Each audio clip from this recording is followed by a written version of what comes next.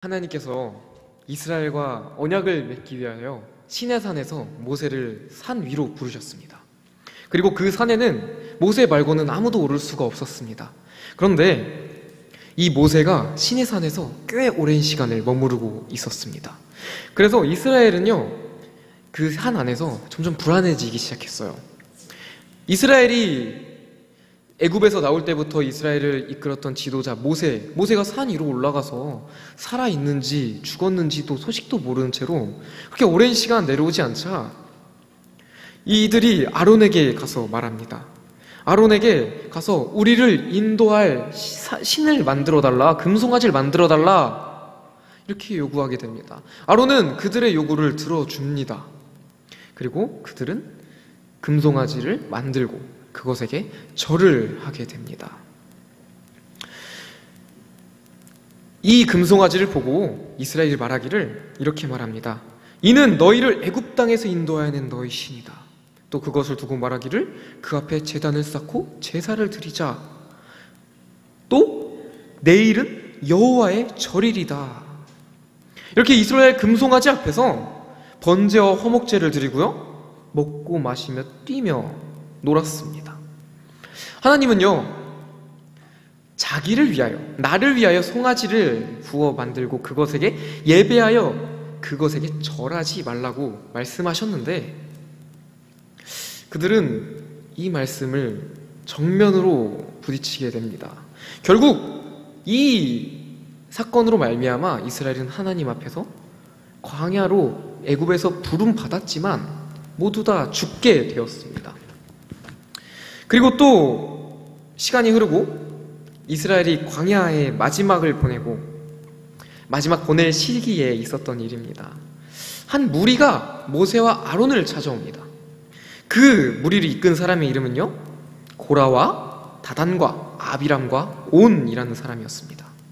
그 무리들은 모세와 아론에 가서 이렇게 말합니다. 우리는 하나님의 백성입니다. 그런데 당신들은 우리들 가운데 왕 노릇을 하려고 합니다.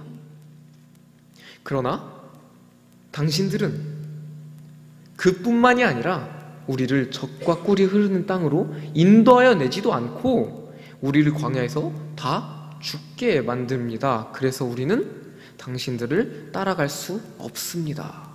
이렇게 모세와 아론에게 가서 말해요. 결국 그들의 이 교만으로 말미암아 그들의 대가는 어떻게 됐냐면요, 땅에 집어 삼켜졌습니다. 그런데 이 고라 당만의 문제가 아니었습니다. 이 사건을 보고 다음날 이스라엘이 보고 이렇게 말합니다. 당신들이 여호와의 백성들을 죽였습니다. 사실 고라 그 무리와 이스라엘이 다르지 않았다는 겁니다. 그래서 하나님께서 그 모습을 보시고 다시 한번 이들을 다 죽여야겠다 마음을 먹으십니다. 그리고 바로 전염병이 이들 가운데 창궐해서 죽어나가고 있습니다. 그때 모세가 아론에게 다급히 말합니다. 나가서 여호와의 불이 든 향을 들고 제사를 드리십시오. 아론이 나갈 때 이미 많은 사람들이 죽어가고 있었는데 아론이 그곳에서 제사를 드리자 전염병이 그치게 되었습니다. 그리고 또 시간이 흘러서 다윗의 시대가 됩니다. 다윗은요, 아주 성공한 왕이라고 볼 수 있죠. 나라가 강해졌고요, 전과 비교할 수 없을 만큼 거대한 나라가 됐습니다. 그런데 하나님이 보시기에 그 이스라엘 백성들이 여전히 교만했습니다. 그래서 이들을 치시겠다 마음을 먹으시고 다윗이 교만하도록 허용하십니다. 어떤 방법으로 허용하시냐? 다윗이 나라를 보니 이 백성들의 수를 자기가 얼마나 나라를 이끌었는가 그런 마음을 먹게 허락하십니다. 그래서 이 다윗은 이 악한 게임에 이기지 못하고 넘어가서 인구를 조사하게 되죠. 그 결과로 다윗은 바로 자기가 교만했음을 깨닫고 뉘우치고 회개하지만 하나님께서는 다윗에게 그 책임을 물으셨습니다. 그리고 세 가지 선택 중에 다윗은 마지막 세 번째를 선택하게 되죠. 바로 하나님의 손에 벌을 받겠습니다 해서 다시 한번 죽음의 천사가 예루살렘을 향하여 다가오고 있었습니다. 그때 다윗이 이것을 보고 참 자기가 얼마나 잘못했는지 깨닫게 되는 사건입니다. 그리고 이 사건이 다윗의 문제뿐만이 아니라 이스라엘 전체가 문제였다는 겁니다. 말씀드린 사건들의 공통점이 있습니다. 다 넉넉하던 시대에 벌어진 일입니다. 이스라엘은 아이러니하게도 충분하고 넉넉하고 풍족한 시대에 교만해져서 하나님을 찬양하고 하나님을 생각하고 하나님을 바라는 듯 했으나 그들의 마음 가운데 진짜 있었던 것은 권력이었고 돈이었고 명예였고 세상이었습니다.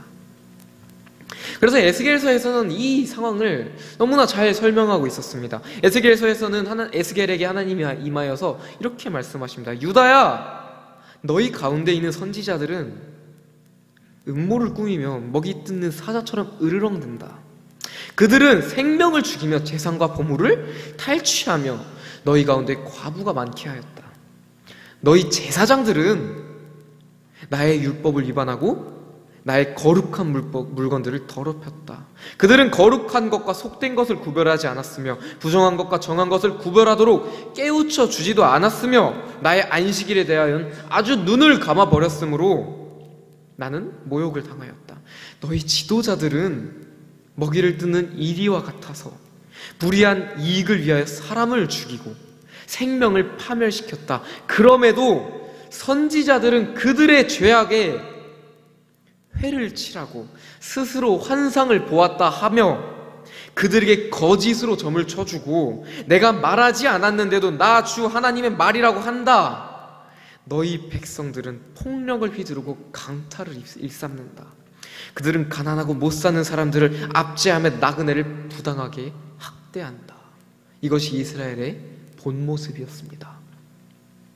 이 상황에 대해서 제가 특별하게 설명을 하지 않아도 우리 모두 요즘 이 시대의 모습과 너무나 똑같지 않나요?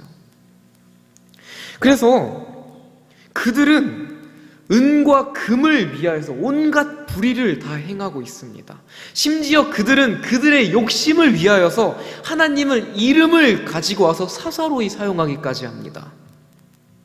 이스라엘이 진짜 따랐던 건 은과 금이라서 그것들을 추구했으나 결국 이스라엘은 넘어지고 낙심하고 무너지게 되었는데 이것이 그때에도 그랬고 오늘날에도 결과입니다. 금과 은을 따른다는 것은 이런 모습을 낳게 되는 것입니다. 우리가 생각했던 건 아름다운 모습이었지만 결과는 이러한 모습입니다. 그래서 결국 이스라엘에 잃어버린 것은, 이스라엘이 정말 놓지 말아야 됐던 것은 하나님의 이름이고 하나님이고 그 중요한 것이었는데 그것들을 잃어버리고 다른 것을 추구하자 결국 심판을 피할 수 없게 되었습니다.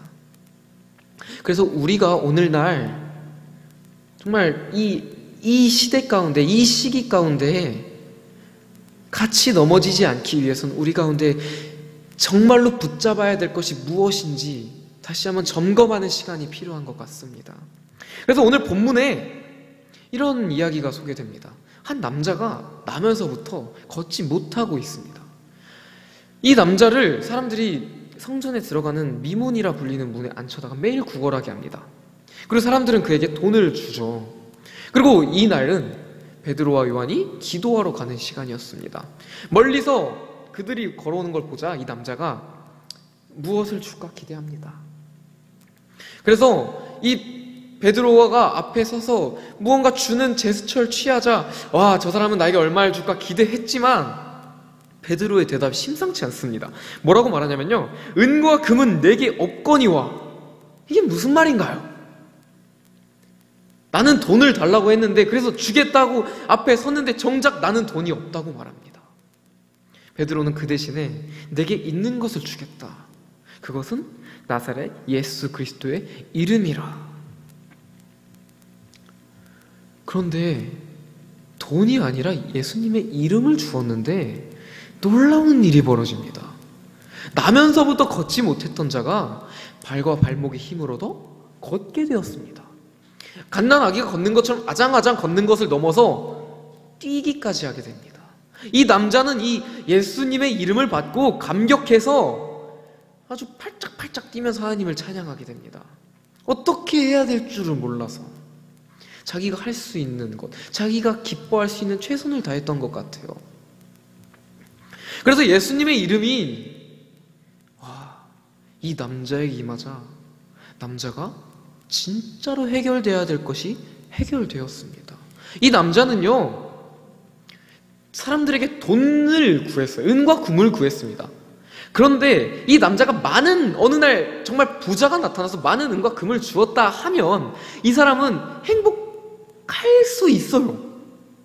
갑자기 큰 돈이 들어오면 행복합니다. 전 행복할 것 같아요. 근데 그 행복이 오래가지 않으며 그 행복이 나를 구원해주지 못한다는 거예요.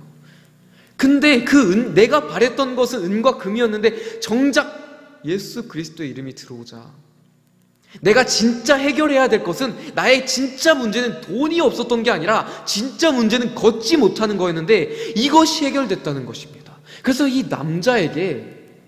남자가 생각하기에 나에게 좋은 소식은 은과 금이었는데 정말로 좋은 소식을 받았다 하고 보니 진짜 좋은 소식은 예수의 이름이었다는 거예요. 그래서 우리에게도 가장 좋은 소식이 무엇인가 한번 질문하는 시간이 있었으면 좋겠습니다. 이 좋은 소식, 복음이란 뜻은요, 원래 성경적인 단어가 아니라는 거 우리 모두 잘 알고 있을 것 같아요.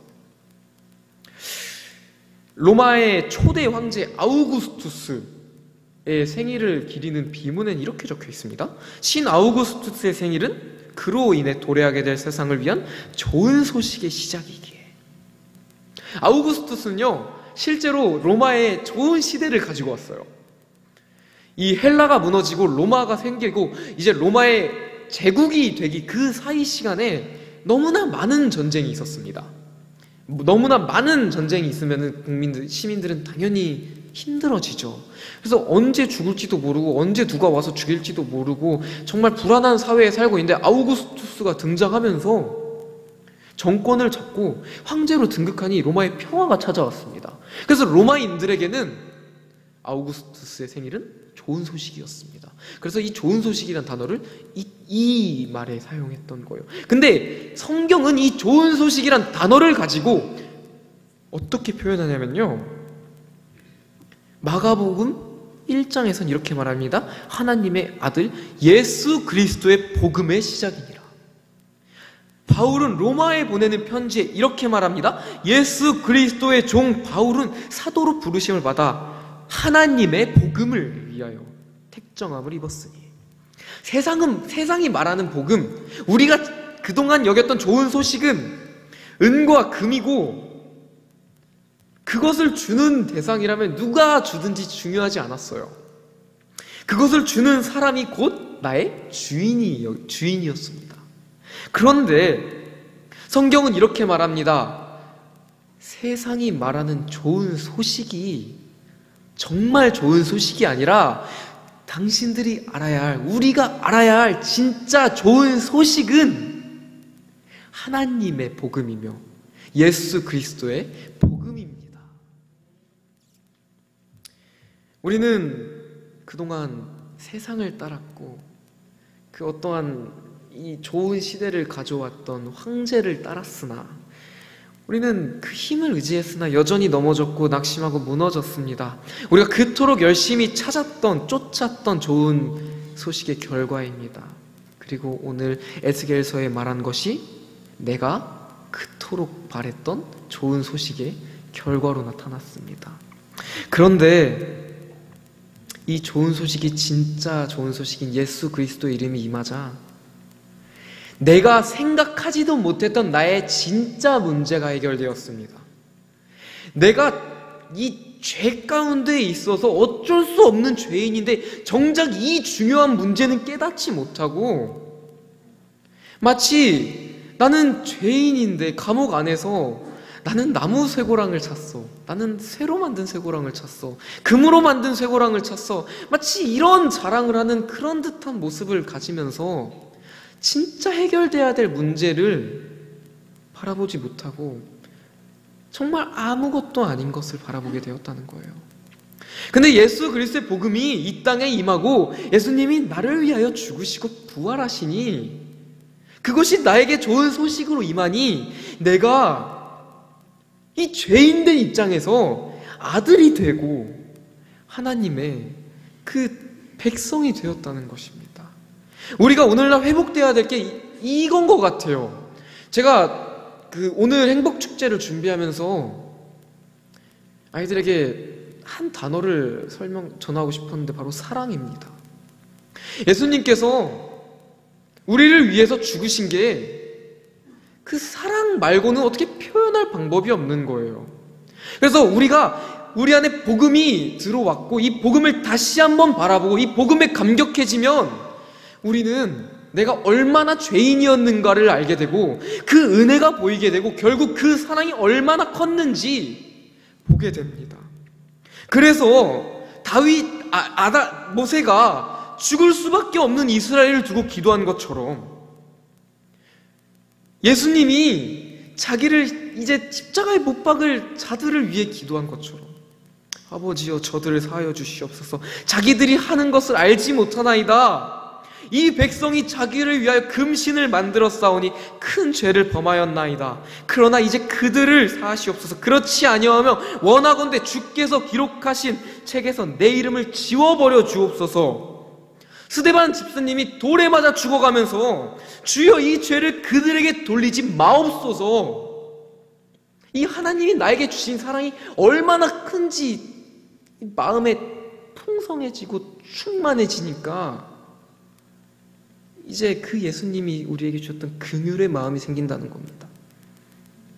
그래서 우리가 세상에 예수님의 이름을 전할 때 먼저 해야 될 것이 우리 마음에 먼저 이 사랑이 회복됐으면 좋겠습니다. 우리 예수님 처음 만났을 때 그 감격이 회복되길 바랍니다.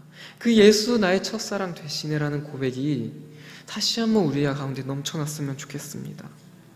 그래서 오늘 걷지 못한 자에게 예수의 이름을 전했고 그 예수의 이름을 받은 자가 기뻐 뛰며 하나님을 찬송한 것처럼 우리도, 그리고 우리의 가족도, 그리고 우리의 직장에 있는 사람들도, 학교에 있는 분들도, 그래서 모두가 이 감격에 뛰노는 그러한 시대가 오길 정말로 바랍니다. 그래서 우리가 이 사랑의 십자가의 전달자가 되어서 이 주님의 이름을 전하는 귀한 도구로 사용되는 우리 사랑하는 동산교회 성도님들이 되시길 소망합니다. 기도하시겠습니다. 주님, 우리는 이 세상을 따랐고 이 황제를 따랐고 우리에게 평화를 가져다 줄 것만 같은 그 어떤 것을 따랐습니다. 그 무엇도 우리를 채울 수 없었고 우리를 만족시킬 수 없습니다. 그러나 예수 그리스도로 말미암아 내가 만족함을 얻었습니다. 멋진 옷, 멋진 차 같은 시시한 만족이 아니라 나를 죄 가운데에서 구하시려 십자가에 달려 돌아가신 그리스도의 죽음, 그리고 그 죽음의 권세를 이기시고 부활하신 예수 그리스도의 복음을 내가 받았습니다. 내가 그 사랑에 감격하며 뛰며 하나님을 찬송합니다. 이제 세상에 주님의 사랑을 전하게 하시옵소서. 평생 걷지 못했던 자가 예수의 이름을 받고 다시 일어설 수 있었던 것처럼 우리에게도 예수의 이름이 회복되어서 우리의 진정한 문제가 회복되고 내가 기쁨으로 주님을 찬송하고 십자가를 전하는 자리로 나아가서 당당하게 하나님의 이름을 전하는 내가 십자가의 전달자가 되게 하여 주시옵소서. 살아계신 하나님께 예수님의 이름으로 기도드렸습니다. 아멘.